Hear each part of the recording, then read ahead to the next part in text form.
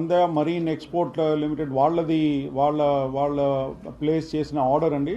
దానికి సంబంధించిన కంటైనర్లో సస్పీషియస్ డ్రగ్స్ ఉన్నాయని చెప్పేసి ఇంటర్పోల్ నుంచి ఏదైతే అలర్ట్ వచ్చిందో దాని మీద సిబిఐ బృందం ఇక్కడ వైజాగ్ రావడం జరిగింది. అండ్ వాళ్ళు దాని మీద ఇప్పుడు మొత్తం పరిశోధన చేస్తున్నారు. ఇప్పుడు ఇక్కడ ముఖ్యమైన విషయం ఏమంటే దాంట్లో లోకల్ వైజాగ్ గవర్నమెంట్ ఆఫీషియల్స్ అక్కడ ఉండటం వల్ల అక్కడ డిలే అయిందని చెప్పేసి కొంత ప్రచారం జరుగుతుంది. అది అవాస్తవం.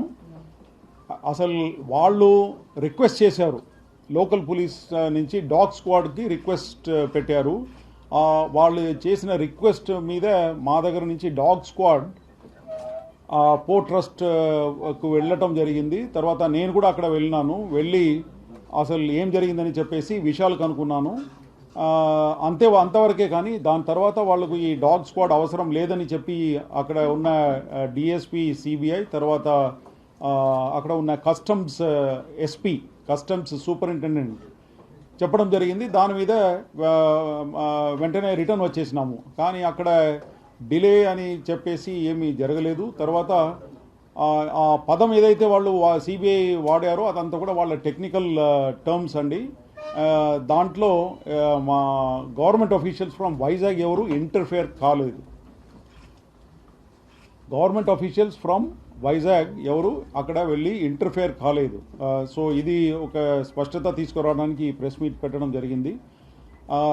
తర్వాత మన వైజాగ్ సిటీలో నార్కోటిక్స్ మీద మేము అసలు ఉక్కుపాదంతో we are very very firm on investigating and curbing the NDPS related issues in Vizag city as well as in Andhra Pradesh. మీరు లాస్ట్ 5 years డేటా అంతా తీసుకుంటే మీకు తెలిసిపోతుంది. చాలా గట్టిగా స్పెషల్ ఎన్ఫోర్స్మెంట్ బ్యూరో అని గవర్నమెంట్ ఏదైతే ఎస్టాబ్లిష్ చేసిందో వాళ్ళ సహాయం, తర్వాత local police, narcotics control bureau వీళ్ళందరి సహాయంతో acres and thousands of acres of cultivation which was otherwise